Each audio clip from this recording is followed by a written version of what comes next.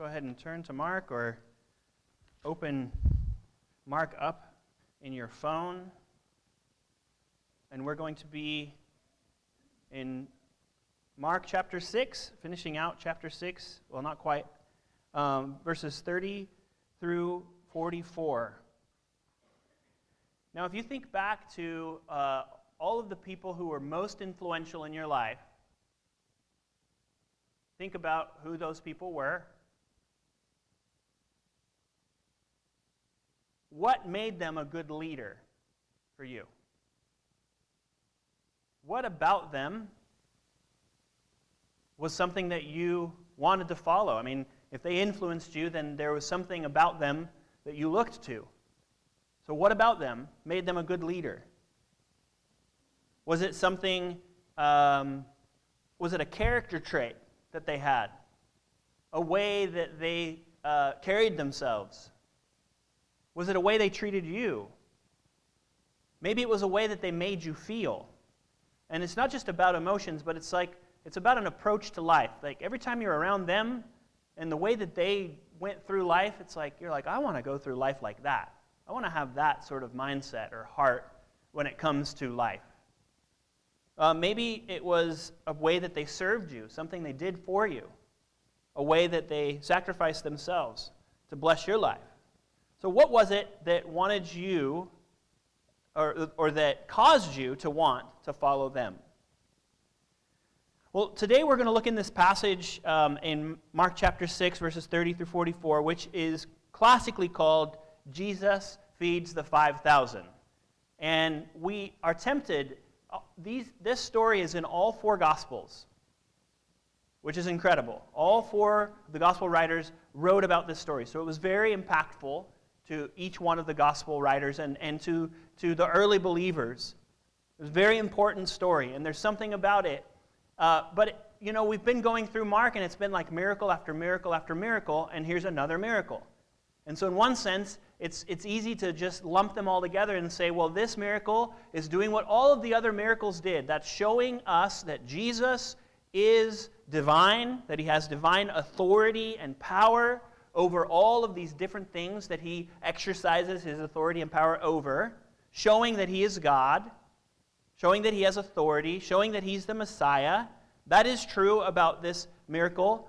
It also reminds us, because Jesus is providing food for his people in a miraculous way. Does that remind you of any story from the Old Testament about God? How God provided manna, this miraculous bread that they would find on the ground every morning, and they would just pick up what they needed for that day, and they were satisfied. And God fed them, provided miraculously for them. So we definitely see that in this miracle, and the passage is saying these things, but I think that there's something deeper at work in this passage that maybe we haven't seen before. Maybe you have. I hadn't, really, until I studied it more deeply. Last week, you remember what we talked about?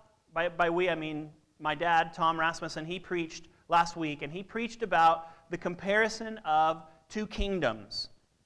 We have the kingdom of Jesus, which we had seen developing and being fleshed out, and then the disciples are sent to extend the kingdom, and it was about healing and about expelling evil, and about the arrival of the king and the new kingdom. And then you have Herod, and it's all about violence and sin and sexual immorality and power, right? And you just see this contrast of these two different kingdoms. Well, now, actually, I think this passage is showing us the contrast of two different kings. And ultimately, the king, what is the purpose of a king, by the way? If you think about what a king is supposed to really do, a king is supposed to serve his people, right? A king is supposed to serve, and an old way of putting this aspect of kingship would have been they're supposed to shepherd their people. A shepherd was a leader of the flock, a leader of the sheep. And that's why Kiara read for us in Ezekiel 34, 11 through 15, this Old Testament passage where God is speaking to the leaders of his people. And he is saying to the leaders of his people, you have led incorrectly because you have led in order to devour the sheep.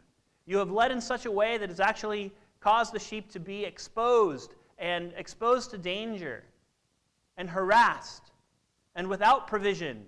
You have been terrible kings for my people. You had this responsibility for me, and you have used it for evil against my flock. And so, you know what I'm going to do? I'm going to depose you as the leaders of Israel, and I'm going to gather my flock. I am going to bring my flock to myself, and I am going to cause them to be able to eat in peace and to be provided for and cared for by myself. And that's, we get this from this passage. Let's read it together, okay? And I want you to think about it in these terms. The apostles returned to Jesus and told him all that they had done and taught. And he said to them, come away by yourselves to a desolate place and rest a while. For many were coming and going, and they had no leisure even to eat. And they went away in the boat to a desolate place by themselves. Now many saw them going and recognized them, and they ran there on foot from all the towns and got there ahead of them. When he went ashore, he saw a great crowd, and he had compassion on them because they were like sheep without a shepherd. And he began to teach them many things. And when it grew late, his disciples came to him and said, this is a desolate place, and the hour is late. Send them away to go into the surrounding countryside and villages to buy themselves something to eat. But he answered them, you give them something to eat. And they said to him, shall we go and buy 200 denarii worth of bread and give it to them to eat? And he said to them, how many loaves do you have? Go and see. And when they had found out, they said, 5 and 2 fish. And when he commanded them all to sit down in groups on the green grass, so they sat down in groups by hundreds and by 50s, and taking the 5 loaves and the 2 fish, he looked up to heaven and said a blessing, and broke the loaves and gave them to his disciples to set before the people. And he divided the 2 fish among them all. And they all ate and were satisfied. And they all took up 12 baskets full of broken pieces and of the fish. And those who ate the loaves were 5,000 men. So the key phrase in all of this is that when the people come to Jesus, he looks at them and he says he has compassion on them because what? They are like sheep without a shepherd, which means that they are leaderless. That their leaders have either ignored God's law entirely, like Herod, or their leaders, like the Pharisees, have made so many restrictions that it has become a heavy burden that God never asked of his people. So no matter who their leaders are, they're not leading them well. They're not shepherding the people of God well. They are leaderless. And you can see this in that the people desperately seek him. He's like, hey guys, we're going to go on a retreat. We're going to go do a retreat. It's about time. You guys have been working hard. And, let's get out of here. And so they start going. In the Sea of Galilee, you might have remembered in other of the messages that we've been talking about, but it's like a hill country that comes down to a lake. And so one thing I think is that they already know where they're going because that's where everybody goes when they retreat, right? Let's go to a desolate place. It's like if somebody says, yeah, I'm going to retreat, where's the place you think of? Like the mountains, right? But likely you think McCall, Cascade area, because that's where most of us, when we want to go to a retreat, we go. And, we could say like Quaker Hill because all the evangelicals in the valley go to Quaker Hill for a retreat. So you kind of know, okay, yeah, Jesus and his disciples are going to the place that we always go camping when we go for a retreat. So we'll just meet up with them there. But also, the way that they know where Jesus is going is that the Sea of Galilee is actually butted up against this hill country. And so anyone who wanted to get up on top of the hill and see where the boat was going could. And so basically they're following Jesus. They see the boat, they see Jesus and the disciples are sailing, and they wouldn't have sailed all the way out in the middle. They would have sailed kind of along the shore. So the people go up on the hill country and they begin to walk and to follow Jesus. And as they do, they're going through town and town, and they're accumulating more and more people. And by the time Jesus gets to the retreat spot, they have 5,000 men, including women and children, amassed to see Jesus. And so they are there desperately seeking a leader. They're desperately looking for somebody who can guide them, who can give them what they really need, because their leaders have not been good to them. And you know what? People in general, all of us, and our world and our culture and the people around us are without a leader. Or they're really without a leader they truly need. Because ultimately, everybody leads their own life. If you have no other leader in your life, you are leading your life. You are making decisions for yourself. You are weighing the different options in the world, and you're saying, well, I think this is the better one. I'm going to lead myself this direction. And I'm just going to take an informal poll. You don't have to raise your hand. How good of a leader are you for yourself?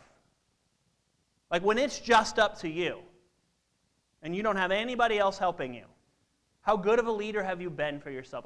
My track record's not been great, by the way. Like, I need a leader. I know I need a leader. And I look around and I'm like, well, that one's not any better than me. Right? I mean, I look at the options and I'm like, well, once in a while I'll find somebody who's a man or woman of character, and I'm like, that's an example to follow. But very often they're also, in other ways, not a leader for me. They're imperfect. And so we're looking for leaders. And Jesus is that leader that we need. So let's look together then about what kind of leader do we need. First of all, we look for charismatic leaders, but we need a compassionate leader. That's your first point. We look for charismatic leaders, leaders that will impress us. But really what we need are compassionate leaders.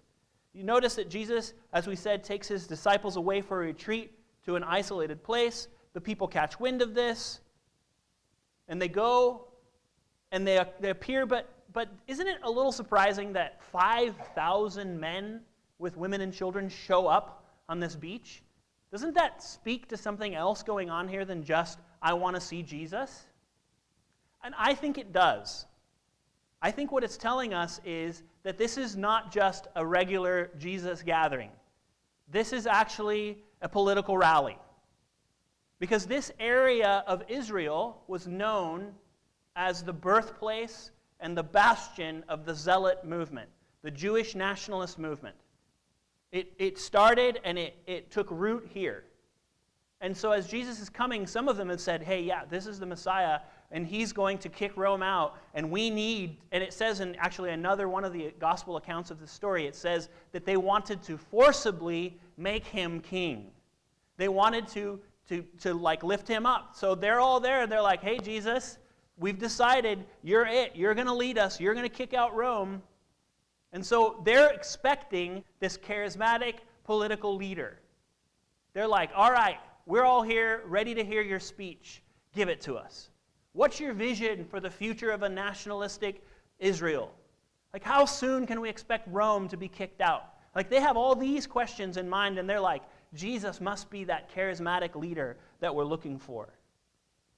But Jesus doesn't want to be their charismatic leader. Did you notice Jesus' response to them? He doesn't just take the mic and stand up and give out his political vision. What he does is he steps back and he looks over the crowd, and he doesn't see a crowd. He doesn't see a movement that will benefit him politically. What he sees are people, souls, without a shepherd. Even in this moment where they're trying to forcibly make him this political king, he says they're wandering. They're without true direction and guidance. And a sheep without a shepherd is what? Well, sheep are very dependent on shepherds, partially because they've been domesticated. And they've been domesticated to depend on a shepherd. But partially because they're just vulnerable animals. They're vulnerable to attack. And oftentimes, if they don't have guidance, they'll go off into a place. And actually, I read a story. I've been learning about sheep this week. I read a story of, it was something like 45 sheep died, right? Because one of the sheep launched itself into a ravine, and all of the rest of them thought, well, I guess that's what we're doing here. And so they all, one by one, launched themselves off into this ravine. And all 45 of them died because they were following the other sheep. Because their instinct to follow is so high. And so they need guidance. Like, that's the wrong way. Don't go that way, or don't wander off. And sheep also need provision. They need a shepherd to be able to lead them to the green pastures, to lead them to where the water is. And so these sheep are without a leader, and they're looking for a charismatic leader. But Jesus is compassionate. You know, we also all often look to leaders who impress us with their charisma or their giftedness. You know, Herod is an example of this local leader. Remember last week we looked that he was impressive. He was rich.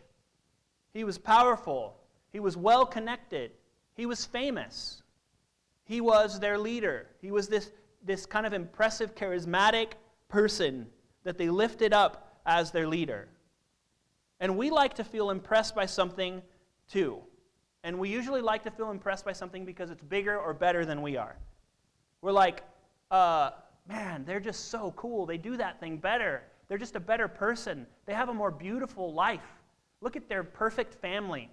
Look at all this impressive things that they do, and we're just kind of attracted to things that we think, whether or not they are better, because we don't know the whole story, but generally speaking, we think that they're bigger and better than we are, and so we're drawn to these people.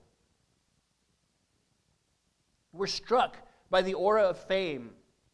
We want to be impressed. And why do we want to be impressed? I think it's because we vicariously live through their charisma. Like, well, we'll never be that good, but if I can just celebrate and observe all of the great things that they do, then it makes me feel a little bit better. I'm vicariously living through their life. And ironically, not only do I vicariously live through their charisma and their success, I also vicariously live through their fall. How many amazing leaders who shoot to the stratosphere also come down with much, like at this point, they're losing their charisma. And then we all sit back and we're all like, oh, man, what a fall. But we don't need charismatic leaders. Because, you know, we feel that their charisma extends to their character. Like, if they look so good, then they must be good inside. If they're such a great speaker, then they must be very spiritual also. If they're so amazing, then their character, their heart, who they really are behind closed doors must also be very good. But what do we find time after time? Is that charisma actually masks the lack of character they have. And that's why they have such a fall. Is because they have been placed on a pedestal that they don't belong. And they don't have the character to support that pedestal. They can't live up to what their charisma communicates. And so we don't need charismatic leaders. We don't. We need compassionate leaders. Because a compassionate leader deals with real needs. Jesus doesn't care about their political agenda. Did you notice that? He looks right past it. He's like, that's just my kingdom has nothing to do with what you want. My kingdom has to do with who you are, with your needs. And he's looking at their hearts and he's saying, I'm compassionate. He's moved to compassion because he notices that they are completely lost. And so he actually moves towards this lostness that they have with his compassion. And he leads with his character. We notice that Jesus, he responds to this. He doesn't just give a speech, drop the mic, and leave. And everybody's in a frenzy and like, oh my gosh, he's the greatest leader ever. He sits down and he teaches for hours on end. His character fulfills the compassion that he has. It does something. Compassionate leaders also empathize with people. And then compassionate leaders allow their feelings of compassion to actually lead them to acts of compassion. They're not about what compassion makes them look like. They're not the selfie server, right? They're not the one who's like, hey, look at the amazing thing that we did today, snap a picture, put it on social media. They're not about getting even more charisma and even more this aura of success by showing how they serve. They're about serving real needs, whether or not anybody sees it, or even the person understands it or gets it. So we seek charismatic leaders, but what we need are compassionate leaders. Secondly, we admire exclusive leaders, but we need accessible leaders. This untouchable aspect of leaders only tends to fuel the idea of their superiority. Remember Herod's palace? How far away it was? It was way up on the hill. It was walled. And if you were just a commoner and you were walking by and you knew, like way up in that hill, that's where Herod lives. That's where my leader lives. But could I ever ascend this hill? Would I ever be invited to an audience with my king? Nope, sorry, because you're not important. Only people that Herod invited were those who were like beneficial to him. Other powerful, rich people. Those are the ones he invited to his parties. Other people who were involved in his government. And so this untouchable aspect of leaders only tends to fuel the idea of their superiority. But there's a difference between Herod and Jesus. If you notice, Herod threw an exclusive party in his mountain fortress, but Jesus throws a banquet in the open air in the hills of Galilee. What a difference, right?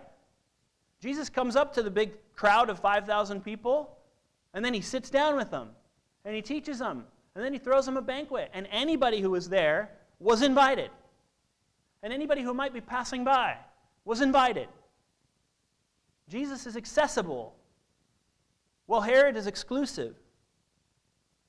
In order to get an audience with Jesus, you just had to show up where he was. Remember the story that we looked about the healing of the woman that had the flow of blood? How did that happen? Because she touched the hem of his garment. Why was she able to touch the hem of Jesus' garment? Because he was in the middle of her community. Because he was walking her streets. Because he allowed people to come up to him. I mean, there were so many around him that his disciples laughed and said, like, well, of course everybody's touching you. Because this is the way you are. You're always in the middle of everybody. And you allow people to come up and touch you, and you tell, no, don't leave the children behind. Speaking of children, this is Kids Sunday. Like, bring them here. I am accessible to even the children, people that you think are insignificant. Because for me, they're not insignificant. For such is the kingdom of God. I'm accessible. I'm not like Herod. It's like Herod is throwing a party at the top of Zion's bank building, and Jesus is in an Ann Morrison park. And you can only get to Herod's party if you're on the list. But you can go get to Jesus if you just walk into the park, which is open for everybody. And accessibility communicates a lot of things. First of all, accessibility communicates value, doesn't it? If you come up and say to me, Sasha, I'd like to get a coffee with you. And I say, yeah, I would love that. Am I communicating value to you? Yes, because I value you. I want to have time with you. I want to give you time of mine. That's an accessibility thing. And that's the way Jesus is. I'm not saying I'm like Jesus, but I'm just saying, like that's the accessibility communicates value. When you make yourself accessible to people, you're telling them, I value you. Because I'm willing to give you myself and my time. When you communicate, or when you are accessible, you also communicate care and concern. Because you're willing to take on whatever it is that they want to tell you about. You're willing to listen. And you know what? Listening is not a passive thing. I mean, you can, I suppose, listen and not care about what people say. But generally speaking, if you're taking the time to sit down and listen, what are you also doing? You're taking it upon yourself. You're taking their pain at some level upon yourself. You're taking their burden at some level upon yourself. And that's what Jesus teaches us. That accessibility communicates care and concern. It communicates a heart of service. Leadership is about serving people, not building a personal empire. Our leaders, governors, president, mayor, senator, whatever, city councilman, all of them have a title that we as a culture give them. You know what that title is?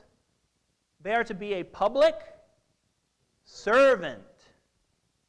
That's why they have the role that they have, is that they're to serve the people in the community from that role. Now, in our current political climate, it does seem that not everybody understands the meaning of that title of public servant. Some of them, it seems, are only about building their political agenda, their career, their personality. They're about a personal kingdom. And yet, really, what they're supposed to be is a public servant. And they're supposed to be more accessible. And also, accessibility communicates personal knowledge of your context. Knowing really who you are and what's going on in your life. My wife has been a part of a medical residency the last 3 months, and just started, and it's been intense and difficult, but it's also been really rewarding. And one of the things that's been rewarding for her is being able to spend time and listen to her patients. And you know what happens sometimes? Some of the things that are going on are really difficult to figure out, like exactly what is going on here. And so a lot of times the tendency is to order a bunch of tests. Like, we don't know what's going on, so we're going to order, a CAT scan. You're like, whoa, already, like a blood work. We're going to order an x-ray, and we're going to order this test and that, and all these tests to find out and to start, well, it's not this, it's not this, it's not this, and try to get to the bottom of things, right? That's the tendency, is to want to do that. And I think it comes from a good heart. Like, we want to make sure that we're getting to the right thing, and we want to discard all of these other possibilities. But one of the things that she has found is that she'll sit down with a patient and she'll listen to them. And she'll ask them questions. And they'll tell her not just about their pain or their medical history or any of that. They'll start telling her about their life. And they'll tell her about their situation and the things that they're doing. And as she gets more and more personal knowledge of their specific context, the diagnosis becomes clearer and clearer. Because she took time to listen, to make herself accessible to her patients. And I know she hates that I'm talking about this, but I'm really proud of her, so you all get to hear how proud I am of her. But that helps her have personal knowledge of their context. And you know what that does? Not only does it help her get to the right conclusion as to what the issue is, it also helps the patient feel cared for, understood, listened to, and they feel better. Presidents will often tour a war-torn area or a disaster region after a hurricane or a flood. And they do this in order to assess the damage, to hear from the people who have suffered so much loss in this crisis. And to give them a sense that even though they didn't go through the same thing, they do, in some way at least, know their pain and know the crisis that they're going through. And it helps communicate that I will do what I can to help you, and that I'm with you. And Jesus makes him accessible in that way. Jesus promised to be with his people in multiple ways. First of all, he promises to be with his people through his Spirit. Matthew 28:20 says, "And behold, I am with you always to the end of the age." How can Jesus be with us to the end of the age if he ascended into heaven? And the answer is through his Spirit, through the helper that he sends. John 16:7, "It is to your advantage that I go away, for if I do not go away, the helper will not come to you. But if I go, I will send him to you." So I go away bodily, but I send the Spirit to every heart of every believer. And I will be with you through my Spirit, even to the ends of the earth, even to the end of the age. I will never abandon you. I am with you in my Spirit. John 16:13 says that when the Spirit of truth comes, he will what? Guide you. Like a shepherd guides his sheep. He will guide you into all the truth. For he will not speak on his own authority, but whatever he hears, he will speak. Secondly, Jesus gives us access to himself through the Spirit, but also access to the throne of grace through his sacrifice on the cross. Hebrews 4:15 through 16 says this, "For we do not have a high priest who is unable to sympathize with our weaknesses, who is aloof, who is out there, who doesn't know what it's like to be me. No, we don't have a high priest like that. We have a high priest who is accessible, who's close, but one who in every respect has been tempted as we are, yet without sin. Let us then, because of that, with confidence, what? Draw near to the throne of grace. How many of you, when you are needy, when you have sinned, when you feel far from God, you feel like I can't go into His presence? I must shield myself. I'm embarrassed. I don't want to face the living God with who I am right now. And yet this passage tells us that through the blood of Christ, that we get to come boldly. We don't have to grovel. We don't have to get on our knees. We don't have to crawl. We don't have to walk in kind of sideways or backwards. We don't have to avert our gaze from the gaze of God. We come in boldly without a problem. Because we have the authority, not because of us, but Jesus has given us the authority to just blow the doors open and come up and sit on God's lap, so to speak, and say, God, I am needy. God, forgive me one more time. God, I need you. Jesus gives us that kind of access to the throne of grace. He gives us ultimately access to the Father. Romans 8:14 through 16. For all who are led by the Spirit of God are what? Sons and daughters of God. They're children of God. For you did not receive what? The spirit of slavery to fall back into fear. But you have received the spirit of what? Of adoption as sons. This is the spirit that you have received from Jesus. And then because you have that spirit as sons and daughters, what do you get to do? By whom we cry, Abba, Father. Abba, as you know, is the Hebrew word for what? Dad or daddy. It's this affectionate closeness with God that Jesus gives us through this spirit of adoption as sons. This access to God the Father where we come up to Him and we say, Dad. That's the kind of relationship we have now with God because Jesus has given it to us. The Spirit Himself bears witness with our spirit that we are children of God. In the third place, we as people tend to depend on a leader to make the right decisions for us. Oftentimes we see leadership as that. You're the leader, you make all the decisions for me. I'm not responsible to make any decisions because I wanted you to make them for us. And in a representative government, that's kind of how we do it.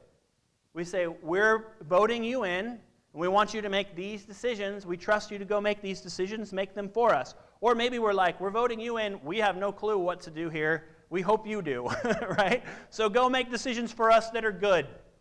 Because I don't know how to do this, I hope you do. So we depend on a leader to make the right decisions for us, but we actually need a leader who teaches us to make the right decisions. And that's what Jesus does. You know, remember Herod makes unilateral decisions for people without personal knowledge of their context. Remember, this is the kind of leader that Herod is.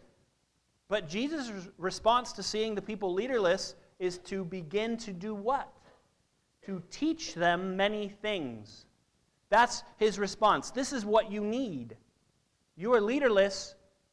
I'm not going to step in and make decisions for you. I'm going to step in and teach you how to make decisions. Teach you what is right and what's wrong. Teach you who God is. Teach you who Jesus is. Teach you what is and what isn't. How pertinent is that in our days? I mean, a lot of what we discuss anymore is what's real and what's not real.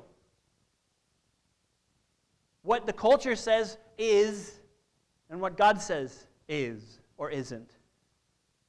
What is true and what is false. How to act in specific situations. How to relate to one another. What the kingdom is all about. How they can personally receive forgiveness of sins and have their lives be changed and transformed. How to give up addictions. How to love your spouse. What to do with your life. What purpose to live your life for. All of these things are a part of the many things that Jesus taught. And you might say, like, I really wish I was there that day to hear all of the many things that Jesus taught. You know what? That you have them. If you have a red letter Bible, everything that Jesus taught in that meeting is in here. Now, it's not in this specific story, but the disciples have made sure to crystallize all of his teaching in their Gospels.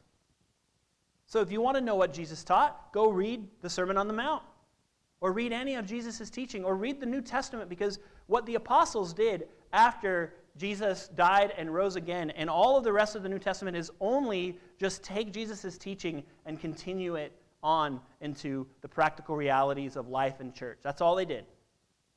They were inspired by the Holy Spirit. So if you want to know Jesus' teaching, read the New Testament. You know, sometimes shepherds lead from the front. I'm going to show you a picture. You see this shepherd? Obviously, this makes sense, right, to us? The shepherd's the leader. He's got his staff. He knows where he's going, probably to some water or to another pasture. And the sheep are like, okay, we're following the shepherd. Super easy. But sometimes, did you know that shepherds lead from the back? Here's another picture of a shepherd leading from the back. Now all the sheep are out in front of him. And that means that the sheep that are in the front are leading other sheep. And they're probably like, they get to a fork in the road and they kind of look back at the shepherd, and the shepherd's like, yeah, that way. And so they're like, they go that way. Or maybe the sheep stop and the shepherd's like, no, not now, you need to keep going.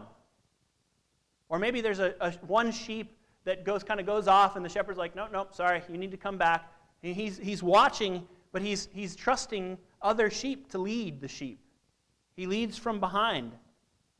Did you know that there's actually a thing called a leader sheep? Doesn't that sound like a funny play on words? Like, try to type it without your autocorrect, like always turning it back to leadership. Leader sheep. Okay? There is a certain strain of sheep in Iceland known as leader sheep. Leader sheep are highly intelligent animals that have the ability and instinct to lead a flock home during difficult conditions. They have an exceptional ability to sense danger.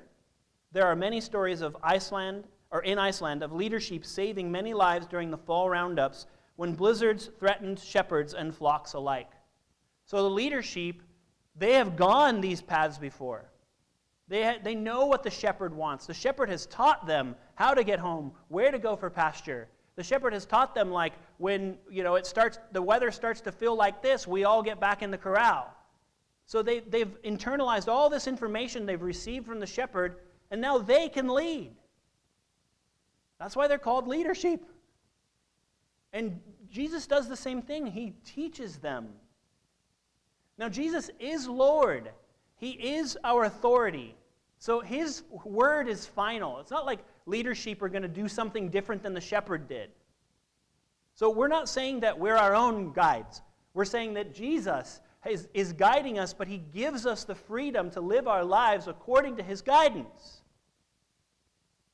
He sets his kingdom in our hearts, and he sets us free from our slavery to sin, to freely live our lives for him. And he sets us on a mission to live our lives for his kingdom. So this is how it works. Jesus comes into our lives, and he rescues us, and he says, okay, I'll do, you watch. So that's the shepherd leading, right? I'm in front, you just follow. Then after a while, after we have helped him, or after we have followed him for a while, he says, okay, I'll do, now you help. You help me. Come closer, come alongside, I'll do, but you help. And then after we have helped for a while, he says, okay, now you do, and I'm going to step back, and I'll help you.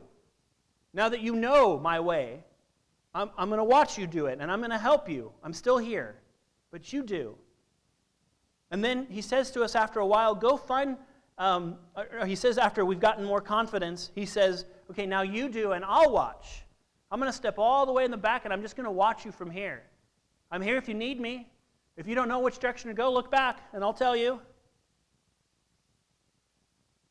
If you stray, you can always look at me and I'll say, nope, you need to come back. Like, I'll keep you in the flock. But I'm going to step back and you do, and I'll just watch. And then he says to us after a while, now go find someone else to show the way of Jesus to. It doesn't just stop with you. Go disciple someone in my ways once you have learned my ways. And that is discipleship. It's being willing to receive instruction from Jesus and then help others to follow Jesus. And it also means, for some of us, that Jesus is calling us to be leader sheep, to show other sheep how to follow. You're like, I don't want to be a leader sheep. I don't like that title. But you can be a disciple maker. How about that? You can be a disciple maker. Show others how to follow Jesus. Lastly, we often get leaders who step on others to reach their goals, but we actually need a leader who will sacrifice himself to build us up. As we have seen from many leaders, leading is more about them than about those they lead. It is about their title, their prestige, their legacy, their public attention, their identity as a leader.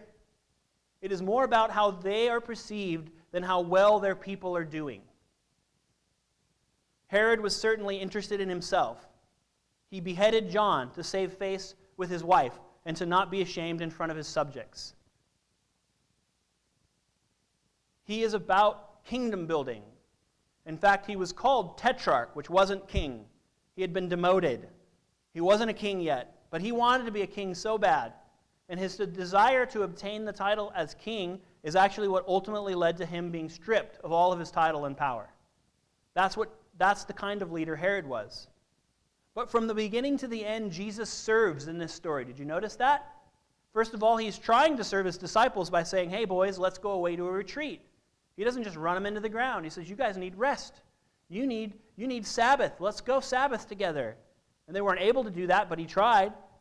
He serves even though they are tired and the people came in an inopportune time and unexpectedly. He drops everything and he serves them. He serves by teaching many things and for a long period of time, giving of himself. He serves, he has the people sit. Now notice this. I think this is like, to me, it's a detail that we can't just jump over, okay? Verse 39, it says, then he commanded them all to sit down in groups on what? The green grass. Now is Mark, he's including the green grass as just like, it was spring. He just wants us to know. Oh, by the way, guys, it was spring. Everything was green. Or do you think that Mark is alluding to something in Jesus? If Mark's purpose in his gospel is to give us this unfiltered, clear picture of Jesus, who is he showing us in this verse? That Jesus is the good shepherd. You remember in Psalm 23 how the wording goes? The Lord is my shepherd, and I shall not want, because he makes me lie down in what? Green pastures, right? And here it is, Jesus looking over his sheep without a shepherd, and he says, okay, boys and ladies and children, I want you to sit down in the green grass, and I'm about to feed you. And I've been feeding you from my word. I've been feeding you my teaching, but now I'm going to feed you and serve you. He serves people by giving them a simple meal. And he serves his disciples by giving them an abundance of the overflow of food. Jesus gives his life so that we might find life. This is the gospel. He's the kind of leader that sacrifices himself to build up people and his kingdom. He doesn't step on people to get to his success as a king. That's the gospel. Jesus takes on our sin so that we might be able to get his righteousness. Serving is always sacrificing, by the way. As we talked about earlier, if you sit down with somebody, you sacrifice your time. You could be doing many things with your time. You sacrifice your emotional space for people. You sacrifice your money. You sacrifice a weekend. You sacrifice physical effort. You sacrifice comfort in order to serve people. And in Jesus' kingdom, leading is serving. Remember what he told his disciples right before he's about to go to the cross? He says, you know what? I'm going to wash your feet. And at the end of this time of washing their feet, he says, now I want you to do the same as I've done to you. I want you to go and wash. You are a leader, and leaders in my kingdom wash feet. Leaders serve. The first will be last, and the last will be first. So in conclusion, I'm going to ask the band to come up. First of all, receive Jesus as leader. Recognize that you are leaderless or have bad leaders, or have been a bad leader to yourself, and receive Jesus as Savior and as Lord, as my shepherd who leads me to green pastures, and who sometimes, reminds me to get back in, pulls me back into the flock, and who I can always look to, who will guide me. Receive Jesus as your shepherd, as your leader. Secondly, be a leader. Lead others to Jesus. And you might say, well, I don't really know a lot about Jesus. Well, whatever you know, you can transmit. There's always somebody who's at least one step behind in the faith than you. So transmit your faith to them. Lead them, disciple them. Show them how to follow the ways of Jesus. And then lastly, tell a leader. And this isn't really in the text, but it's just an application that I think is helpful. Because Jesus never did this for recognition. You don't see the people necessarily coming back and saying, hey, Jesus, thanks for being my shepherd. Oh, by the way, Jesus, thanks for the meal. You just don't see it. It might have happened. But you know what? We have the opportunity to thank our leaders. And I ask you at the beginning, who was influential in your life? Do they know that they were? Have they ever heard from you?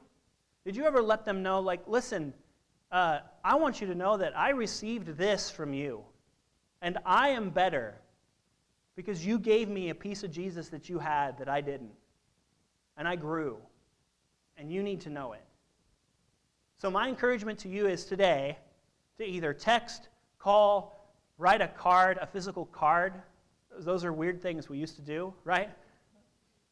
You can send them to their address. Just honor them and their leadership in your life. You don't have to make it this big public thing because it's not about other people knowing. It's about them knowing that you know. That they have used, that Jesus has used them in your life. So receive a leader, be a leader, and then tell a leader.